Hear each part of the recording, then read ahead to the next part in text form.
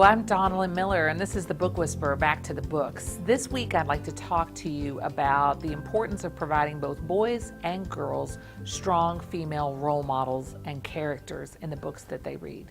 We know from research that gender stereotypes and the perception of children's gender roles may begin as young as the age of 2 or 3 years old, and that children are constantly barraged by media and messaging in our culture that perpetuate stereotypes about what girls can do and what they can't.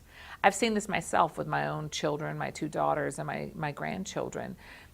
But the good news is that we know there are a lot of ways we can counteract this messaging through intentional conversations with kids about the diversity of the human experience and about books that we can share that show girls being heroes and doctors and scientists and performing in what are non-stereotypical roles.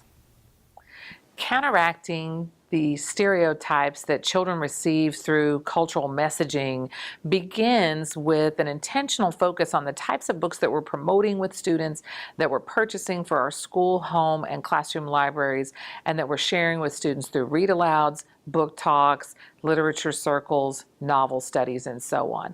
I have a few books to share with you this week that feature strong, empowering girl role models. The first book I'd like to share with you is The Lie Tree by Frances Hardinge. This is historical fantasy. It's set in the 1800s, and our main character wants to be a scientist. She follows her father around. He's a naturalist. He's famous in the scientific community, and she desperately wants to follow in his footsteps. But she is not allowed to go to school to receive an advanced education or study as a scientist. When her father is accidentally killed, she suspects some nefarious plot was at work. And as she's researching the circumstances around her father's death, she discovers this strange plant. And when she lies to the plant grows and provides answers to questions she didn't know she was asking. This tree, known as the Lie Tree, begins to take over her life. She becomes obsessed with it, and she starts to realize that this plant may be part of what caused her father's death. The next book I'd like to share with you is Zoe in Wonderland by Brenda Woods. Zoe Reindeer is struggling under the shadow of her more confident, older siblings. She'd rather just live a quiet life, hanging out with her friend Quincy at her family's business, Doc Reindeer's exotic plant Wonderland.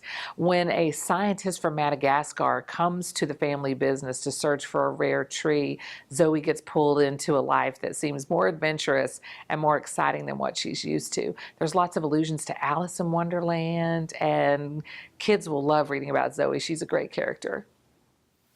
I'm excited about this new graphic novel, Real Friends by Shannon Hale and Luann Pham.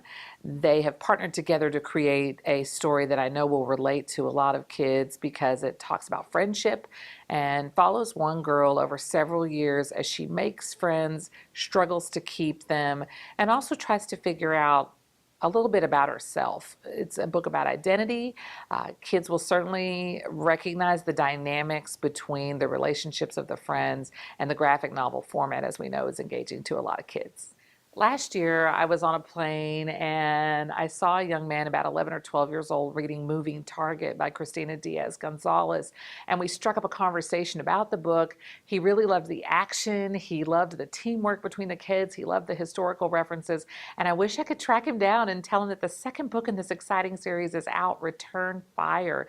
We're back with Cassie Arroyo, who's dealing with a powerful destiny and powers that she's not quite sure she can control.